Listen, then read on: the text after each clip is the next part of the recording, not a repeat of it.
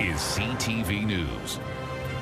Good evening, and thank you for joining us. One Windsor man has been arrested and charged, and another wanted in a double homicide investigation in Vaughan. We will have more on that in a moment, but first, the city's Heritage and Heritage Standing Committee debated two high-profile developments that are currently in the works. We'll start at Roseland Golf Course, where a 48-unit condo building is one step closer to reality. We have a city policy as it relates to the sale of land. You hire appraisal, you get a certified appraisal, you know what it's worth, and you sell it for what it's worth. The fact that City Council doesn't want to do that is ridiculous to me. Ward 1 City Councillor Fred Francis questioning the transparency of the proposal. The city is selling the land at the former clubhouse to Valente Development for $1.5 million. The sale hinges on council giving approval to a rezoning application for the condos. City staff say council weighed the need for an appraiser as part of the housing solutions made for Windsor process. Francis warns the framework could set a bad precedent. Because, you know, if you're willing to sell land at Roseland for undervalue, potentially, are you willing to do that at Wilstead? Are you willing to do that along the riverfront? You know, we have a policy for a reason, and it doesn't take a lot of money, and it wouldn't take a lot of time to get a professional appraiser to actually appraise the land and tell you exactly what it's worth. We obviously need more housing, and especially on the riverfront. I mean, it's prime property, so I don't want to delay any projects. Also being debated tonight was the heritage value of the CBC building on Riverside Drive. The former home of CKLW could be largely torn down to make way for a proposed 1,600-unit residential development. The city is looking at designating the property to salvage some of the building's features, such as the green brick exterior. Staff say this is the only way to protect the property's features. It will proceed to City Council for more discussions. Councillor Mark McKenzie says he still has questions about the building's heritage value. I know that there was the discussion about, well, CKLW was there, and I'm like, okay, but CKLW has been in 3 different locations over the years, right? And so, you know, now they're at 1640 Olette, so does that mean we're now going to designate that building heritage as well? I've been in that building. It's not heritage by any means. So that's, again, it's a slippery slope. Turning now to that double homicide at the 401, where York Regional Police have issued an arrest warrant for Gerald Murray. CTV's Sanjay Maru has the details. York Regional Police have issued an arrest warrant for Gerard Murray, who's wanted on 2 counts of first-degree murder and 1 count of arson causing property damage. Investigators have not been able to locate the 48-year-old, but say he is known to frequent southwestern Ontario between Windsor and the Greater Toronto area. At 5:30 p.m. on May 13th, police were called to a home in Vaughan for a report of shots fired. Upon arrival, officers found 2 men outside the home suffering from multiple gunshot wounds. Both men succumbed to their injuries. While police were on scene, additional officers were dispatched to reports of an abandoned and torched blue SUV. Investigators have confirmed the SUV was used by the suspects leading up to and following the shooting. The vehicle was reported stolen from Toronto. On May 28th, a search warrant is executed at a Toronto home. Officers confiscating a loaded firearm and materials believed to be used in making explosives, including a detonator, a pipe, bolts, and tannerite. On the same day, search warrants were also executed in Windsor and Hamilton, where more firearms were found. 2 men were arrested. 55-year-old Glenn Musso of Windsor is facing charges in connection to the double homicide in Vaughan, including accessory after the fact, arson, and possessing a restricted firearm. A 27-year-old Toronto man is facing 7 charges, including 2 counts of first-degree murder and making or possessing an explosive substance. The investigation remains ongoing. Sanjay Maru, CTV News. 11 people were forced from their homes on Sunday after fire spread and damaged 3 houses on the city's near west side. Fire crews were called to the 300 block of Bridge Avenue near University Avenue West late Sunday afternoon. Chief Fire Prevention Officer John Smith says the fire started outside the two-story house and spread to two neighboring properties. Damage is estimated at $400,000 to the first home, with another $75,000 to the neighboring property to the south and an additional $150,000 to the home to the north. No injuries were reported. The cause remains under investigation.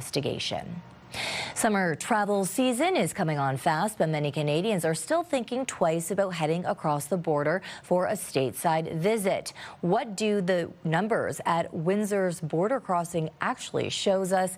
Here's CTV's Travis Fortnum. With summer travel season on the horizon, the latest numbers from Windsor's crossings suggest traffic is holding steady and in some cases moving higher. In April, more than 457,000 vehicles crossed the Ambassador Bridge in either direction, up nearly 9% from April of last year. The Detroit-Windsor Tunnel also saw an increase with more than 324,000 crossings, up about 6% year over year. The head of Windsor-Detroit Borderlink says many people are still choosing Canadian, even as some of the initial shock of the trade war begins to fade. The Elbows Up campaign is still very relevant. The staycation that, Tourism Windsor Essex Peely Island promotes. A lot of people are just choosing to stay here or to stay local. Looking at the first 4 months of 2026 as a whole, the picture is a little more mixed. The Ambassador Bridge is down about 3% compared to the same point last year, but the tunnel is up about 2.5%, recording more than 1.24 million crossings through April. And Chudner says the gap between current traffic levels and the drops seen last year is continuing to narrow. Last year, 2025, we were down around 5%. This year, we're only down around 1%, and we're even actually very close to our previous traffic. And while it's passenger traffic that'll increase most this summer, the biggest shift right now continues to be on the commercial side. Sarnia's Blue Water Bridge beat the Ambassador last year as Canada's busiest commercial border crossing, and so far this year, it's holding on to that title. Through April, more than 652,000 commercial trucks use the Blue Water Bridge. That's about 22,000 more than the Ambassador Bridge. But an even bigger shakeup could be just around the corner. The Gordie Howe International Bridge is expected to fundamentally change traffic patterns across the region. With 3 international crossings soon competing for drivers and freight, Chudner says the tunnel is already preparing for a short-term dip once the new crossing opens. We think the first month they open up, we'll see a 7% dip in passenger vehicle traffic. The following month, a 5% dip. After that, it really remains to be seen. Travis Fortnum, CTV News. Work has begun on a major road project along the EC Row Expressway.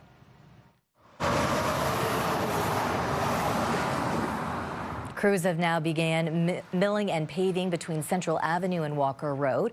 The more than $5 million project also includes ramp work at Central, Howard, and Lausanne.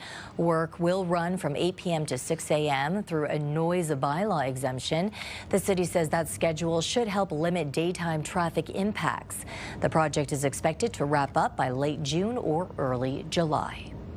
The province says it will not support a safer supply or supervised consumption component in the proposed Village at the Barn project in downtown Windsor. The plan would transform the former Windsor Arena into an indoor village to house and support people experiencing homelessness, mental health, or addiction issues. And it includes a safer use space for residents. Windsor-Tecumseh MPP Andrew Dowie telling AM 800 News the province prefers a recovery-based model, pointing to heart hubs that focus on treatment and wraparound supports. Dowie argues transitional housing should help people move away from addiction, not accommodate ongoing drug use. He points to local data he says shows overdoses rose while SafePoint was in operation and declined after its closure. Dowie says that the province remains open to funding the broader housing plan, but wants a clear request from the City of Windsor. What I've had relayed back to the mayor, and I think he's been public in saying it, is I just need to know what the ask is. What would you like the province to do? The future of Windsor's fenced-off Sandpoint Beach could be one step closer to becoming more clear. The City of Windsor has received a report from the Life Saving Society of Canada, but officials are keeping the details under wraps while administration reviews the findings. Here's CTV's Bob Belichico. You can't keep the fence up. Speaking on behalf of the residents in his ward, Councillor Angelo Marignani says the fence is an eyesore. They are currently not very happy with the current state of it, with the fence blocking off the Sandpoint Beach area. June 9th, 2025, almost a year ago, the beach was shut down. It was fenced off a week later, shortly after a 15-year-old drowned. Last July, Ontario's Office of the Chief Coroner recommended the city conduct a safety audit.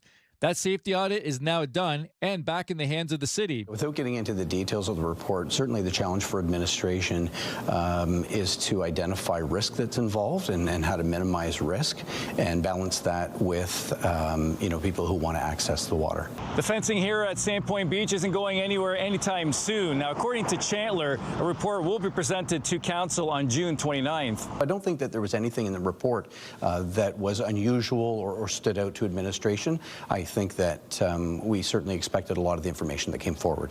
Marignani says the report could help the city move forward. Money has already been earmarked for a splash pad. The question for council is, can a splash pad be built at the same time as the break wall? Can we do that right here and now and still put in the break wall without slowing down that process of actually completing the Sandpoint Beach master plan? Let's get everything straight and let's move forward on this gem that everyone loves. Bob Belichico, CTV News. Meteorologist Julie Atchison has your full weather details coming up in about 2 minutes' time. And still ahead, the steamy hockey hit. Heated rivalry takes home major hardware at this year's Canadian Screen Awards. Julie joins us again with her detailed look. Now, Julie, it's been so pleasant over the weekend, and it's continuing into the next couple of days. I think really refreshing everyone lately. Thanks so much, Stephanie. We've had some beautiful weather and days of sunshine and dry conditions. That continues as the upper air pattern remains blocked, and much of the same as we head through the week. 24 degrees our high today, 10 degrees our low, comparing that with what's normal for this time of year. Today was picture perfect. Across Essex County tonight will drop down to 8 degrees, and the winds generally light and variable through the overnight, but taking on more of a northerly flow as we head into the afternoon tomorrow. We've had low humidity, dry conditions, and that weather pattern continues because, again, as I mentioned, nothing's really moving in the upper atmosphere, so we continue to see this nice northerly flow. We had a few fair weather clouds at sunset. Skies will be clear overnight, and no active weather in the forecast, just lots of sunshine. So the forecast model keeping the Great Lakes completely dry. Now, as we shift through the week, we'll see a day-to-day warming trend. We'll also see the return of the humidity by Thursday into Friday. You'll start to notice it a little bit Wednesday, but likely not completely noticeable until we hit the end of the week. But temperatures are headed up, and it's officially a meteorological summer, and we have some summer-like conditions on the forecast. 24 degrees as we head into tomorrow afternoon, and the winds out of the northeast as we head through the early part of the day. We'll hit 28 on Wednesday with full sunshine. Sunshine continues on a Thursday. Will be 28 to 31. On Friday, is sunny and potentially 32, so it'll feel like the mid-30s. We have some rain on the way. Now, I know many of gardeners, perhaps farmers, hoping for some rainfall. Mother Nature maybe giving you a break from watering those new plants.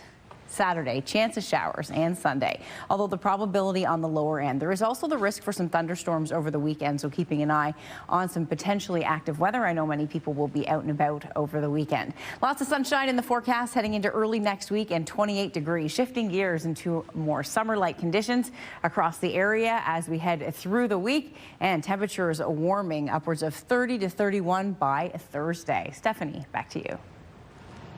Okay, in Ottawa, the federal Conservatives are painting the country's current economic outlook as a liberal recession.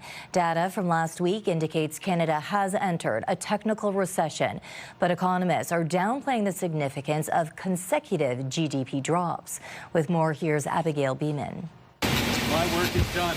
Mark Carney tries his hand at a home building site, but wasn't taking questions about a recession after Statistics Canada reported Friday Canada's economy contracted slightly for 2 straight quarters.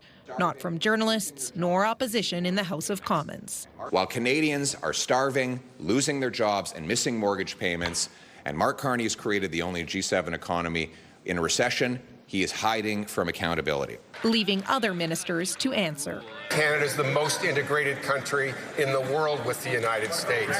They have declared a trade war on us. This side of the House understands that. We will control what we can control. The Leader of the Opposition should stop running down Canada and join us. It's the Liberal Prime Minister that's running down our economy and then running away from accountability for it. Where is he anyway? Conservatives are calling for an emergency debate on the recession, as Liberals don't seem to all be on the same page in terms of messaging. I do know that people in my riding are hurting. So I listen to people talk about housing prices. I listen to people talking about food prices and about incomes that are too low. And so that's what we're working on here. Not. I'm not. All indications are that it's shallow and that we're coming out of it. I believe them. Late this afternoon in the House, the Speaker decided against an emergency debate, saying he doesn't believe it meets the requirements. Abigail Beeman, CTV News, Ottawa. Canadian Food Bank officials released their latest poverty report card, grading Ontario as one of the worst provinces. The report found a quarter of Canadians are experiencing food insecurity. Overall, Ontario received a D- grade. The report says the province's poverty rate is above the national average at 12.5%, with the food insecurity rate at more than 25%. The Ontario government also received a failing grade for its legislative process. As the country grapples with punishing U.S. tariffs on several sectors, we are learning of a new partnership announced by the Canadian Automotive Parts Manufacturing Association in South Korea. CTV's Judy Trin is following the story. A united front to announce a new partner in a plan to strengthen the auto sector. How Canada's auto sector can pivot. The diversification plan now includes using Ontario steel to manufacture Hanwha's Howitzer K9 and other vehicles in Canada. The South Korean defense company has thousands of orders from 6 NATO countries for these armored vehicles. Making them in Canada could be an important lifeline for the hard-hit industry. The economic activity that comes from that deal for automotive is the equivalent of one new car plant here. And so what that means is probably 15,000 direct jobs. The steel in the vehicles will come from Sault Ste. Marie's Algoma Steel, where about 1,000 people have been laid off. We are the only steel producer in Canada that can make ballistic-grade steel for defense applications.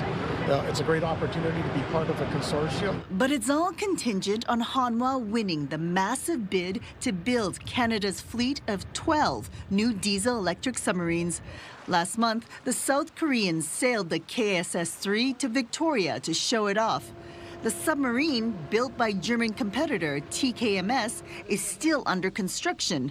But Germany is trying to make waves in other ways. The program creates and sustains more than 650,000 jobs over the next years. The impact on the GDP will amount to 86 billion Canadian dollars. As the economic promises increase, the government is hesitating but not ruling out splitting the procurement. I don't know if you can categorize, Judy, the safe decision being splitting this down the middle. I think what we're looking at here is making sure that we have a fleet that is interoperable. Both the South Koreans and the Germans are offering significant industrial benefits. The Prime Minister says he'll make his decision before the end of June, just before the July 1st deadline for reviewing the Canada-US-Mexico Free Trade Agreement. Judy Trin, CTV News, Ottawa. Canada Post workers have voted overwhelmingly to accept a new 5-year contract, ending more than 2 years of labor unrest. The union, representing around 55,000 employees, says more than 85% backed the deal, which includes wage increases of 6.5% in the first year and 3% in the second. The contract follows a lengthy dispute between Canada Post and the union, which saw multiple job actions during bargaining. Canada Post CEO says he's pleased with the outcome, calling it a step towards restoring stability and confidence in the postal system. Meanwhile, a tentative agreement has been reached between North Star Aerospace and the union representing its workers. Unifor Local 444 say the deal was reached through negotiations late Sunday night, averting a midnight strike. Details will be presented to members at an upcoming ratification meeting, but no date has been set at this time.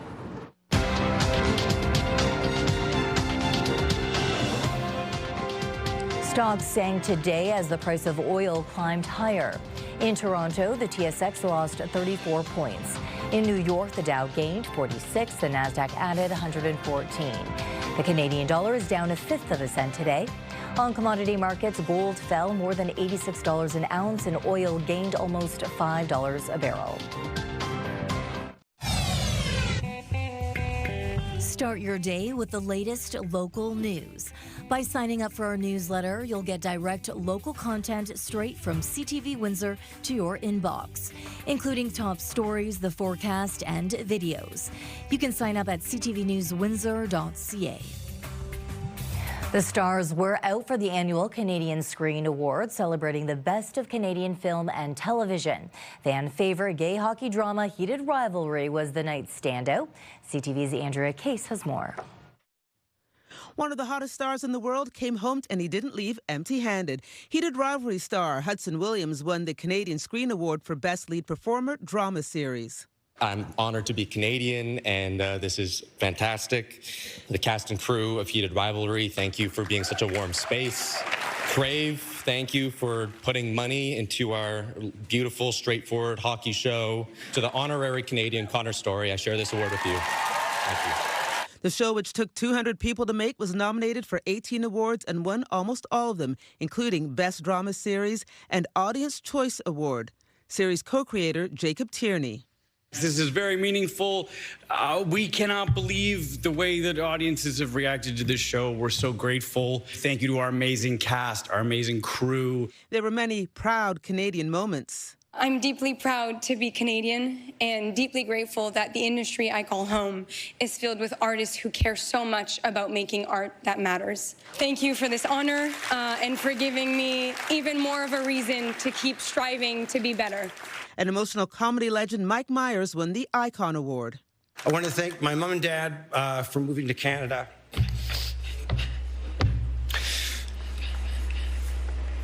And for stressing the importance of being silly. I want to thank the Canadian taxpayer, 40 million people behind me. I want to thank the Toronto Transit Commission. I want to thank, it's a better way. I want to thank Scarborough for teaching me the 3 F's. When to fight, when to be funny, and when to flee. And I just want to say, Canada, I don't know what to say, dude. I'd literally be nothing without you. Oh. Best Motion Picture winner, Nirvana, the band, the show, the movie. The fans who have been supporting Nirvana, the band, for 20 years, and to Toronto, who is the best co-star in this movie we could ever imagine. So thank you, guys. Anna Lamb won Best Lead Performer in a Comedy for North of North. I love being Inuk. I love being from Nunavut. I'm so proud to tell this story. I hope so many more seasons because we deserve it and we deserve to feel joy. And this is what we need. So thank you. Philippine-born Hazel May received the Gordon Sinclair Award for Broadcast Journalism. Honestly, how does a proud Canadian of Asian descent end up covering America's pastime? More precious than a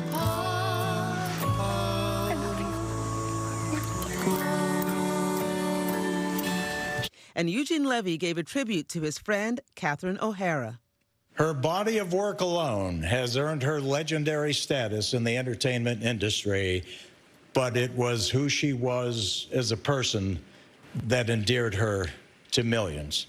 For me, she was the one person I spent the most time working with over our 50-year careers, and that is something I take great pride in being able to say. Catherine O'Hara was simply the best. Andrea Case, CTV News, Toronto. Discussion here at Windsor City Hall. Windsor's top stories. A major project is about to get underway. Breaking news alerts. Severe weather is a possibility. And watch live. Good evening, and thank you for joining us. Download the CTV News app.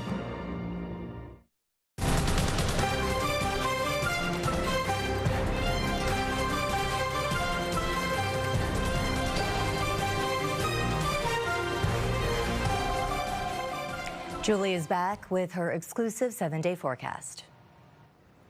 Thanks so much, Stefanie. I'm sure you've been enjoying this beautiful weather. This is perfect weather when you're outside playing sports.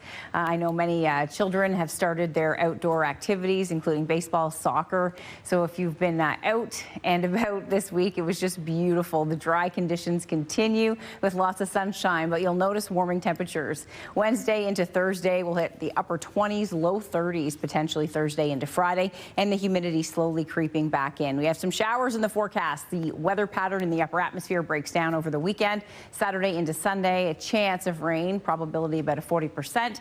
The risk for thunderstorms over the weekend. Then we're back into a mix of sun and cloud on Monday, the high 28 degrees. Overnight lows creeping up as well. We've had some nice, cool, fresh mornings. Temperatures are set to climb a bit as we head toward the weekend. Stefanie, back to you.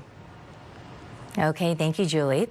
Finally tonight, Winnie the Roo, the beloved disabled dog born without fully formed front legs, celebrated a major milestone this weekend at Charlotte's Freedom Farm near Dresden.